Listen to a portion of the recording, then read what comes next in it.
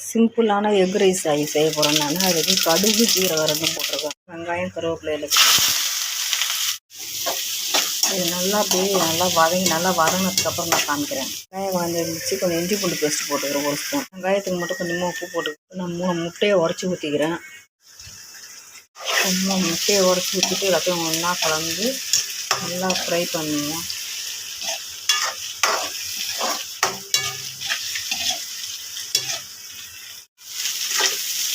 நல்லா ஃப்ரை ஆகிடுச்சு. இப்போ சாதத்தை போட்டுட்டு காமிக்கிறேன் உங்களுக்கு. சாதத்தை கொட்டிட்டு காமிக்கிறேன்.